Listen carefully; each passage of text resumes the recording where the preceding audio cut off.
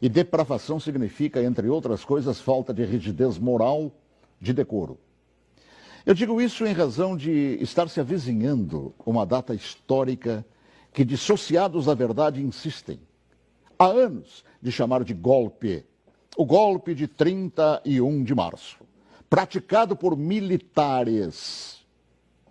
Nessa afirmação, envolvendo a posição de militares, juntam outra depravação em torno do que se conhece por revolução. E explico.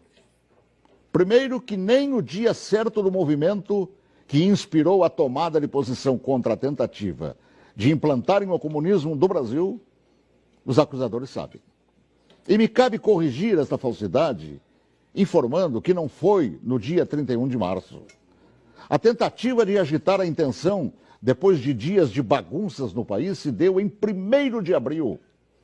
No dia 31 de março, num planejamento de agitação, João Goulart e Leonel Brizola deixaram Brasília e se dirigiram para Porto Alegre, iniciando a tentativa de golpe de esquerda. No dia seguinte, 1º de abril, agitação que deram o nome de Campanha da Legalidade, segundo o movimento de resistência que os incipientes de hoje não sabem, ou se sabem, mentem.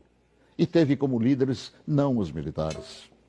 Não os militares, que ao longo dos anos são atingidos por espetadas de baixaria.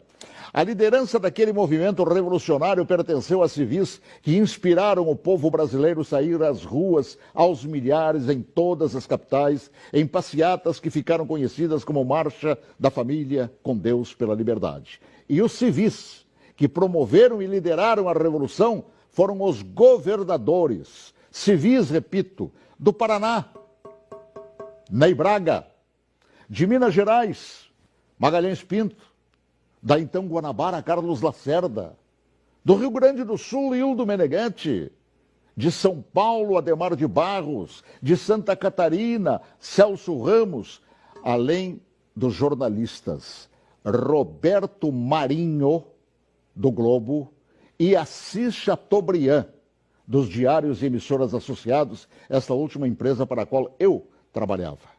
Os militares, diante da pressão desses líderes governamentais e pressão do povo nas ruas, é que, depois de Goulart e Brizola abandonarem tudo e fugirem para o Uruguai, é que, após um breve período de governo de Ranieri Mazzilli, o vice que foi empossado pelo Congresso, é que assumiram o comando da nação por ter o mesmo Congresso decretado vago o cargo de presidente. Ninguém tirou João Goulart de lá. Ele é que fugiu. Eu ouvi fugir. Assim, é um depravado. Todo aquele que mente sobre o que chama de golpe. E que foram os militares que assim determinaram, pois golpe é o que queriam os sociopatas implantar. E rótulo de depravados, tanto aqueles como os que hoje repetem a mentira por uma razão, uma simples razão.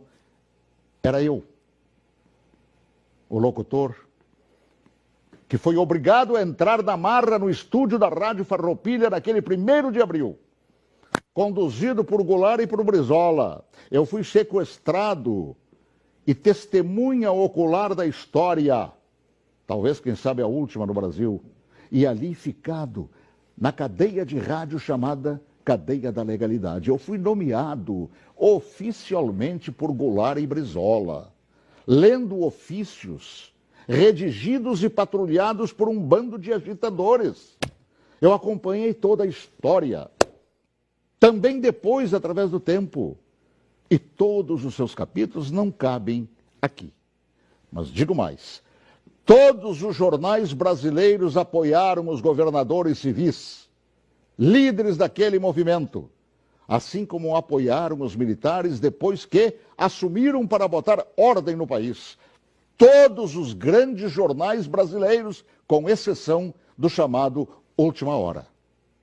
E os militares, após assumirem e resgatarem a ordem atropelada pelo comunismo, transformaram o Brasil, naquela época da 49ª economia do mundo, na 8ª economia do mundo. Assim, pela verdade dos fatos, que se honre neste fim de semana os 55 anos do movimento que evitou nos transformarem numa Venezuela de hoje, na qual o povo não conta nem com papel higiênico.